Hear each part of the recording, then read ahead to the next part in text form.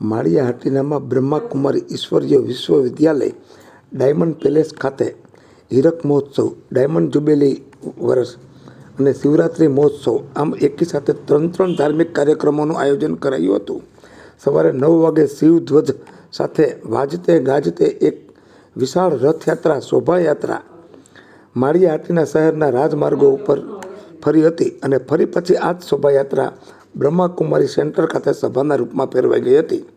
આ સભામાં લંડનથી પધારેલા બ્રહ્માકુમારી મણિબેન તેમજ માઉન્ટ આબુથી પધારેલા ગીતાબેને ગીતા જ્ઞાન અને શિવ બાબા વિશે આધ્યાત્મિક અને ધાર્મિક પ્રવચન આપ્યું હતું.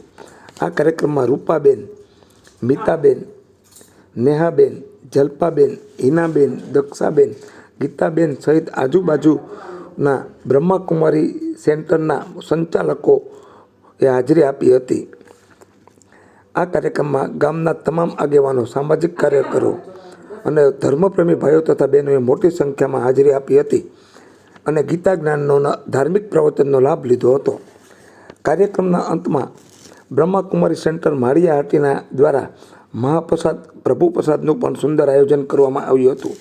આ કાર્યક્રમને સફળ બનાવવા માટે માળિયા હાટીના બ્રહ્માકુમારી સેન્ટરના તમામ ભાઈઓ તથા બહેનોએ ભારે જહેમત ઉઠાવી હતી. જે દર્શક મિત્રોએ સુપરફાસ્ટ ચેનલને સબસ્ક્રાઈબર નથી કરી તેમણે સબસ્ક્રાઈબર કરી લેવી.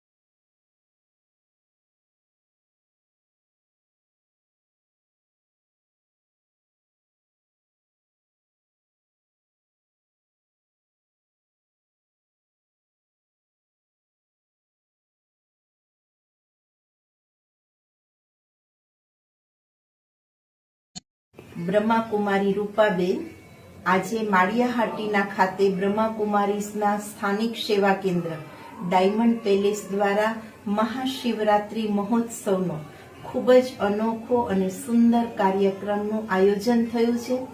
બ્રહ્માકુમારીઝની આધ્યાત્મિક સેવાના 60 વર્ષ ગુજરાતમાં પૂરા થયા છે.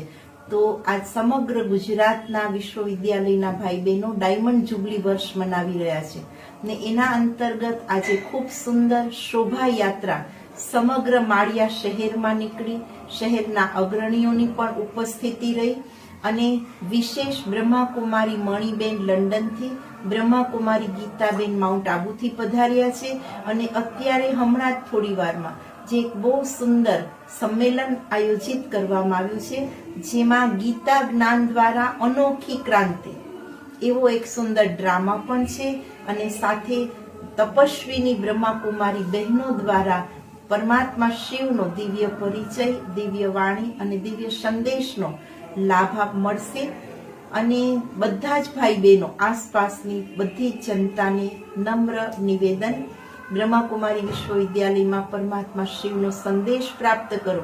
ભગવાન શિવને પુકારવાની નહીં, ભગવાન શિવ ધરતી પર આવી ગયા છે એનો પરિચય પ્રાપ્ત કરવા માટે અવશ્ય પધારો. ઓમ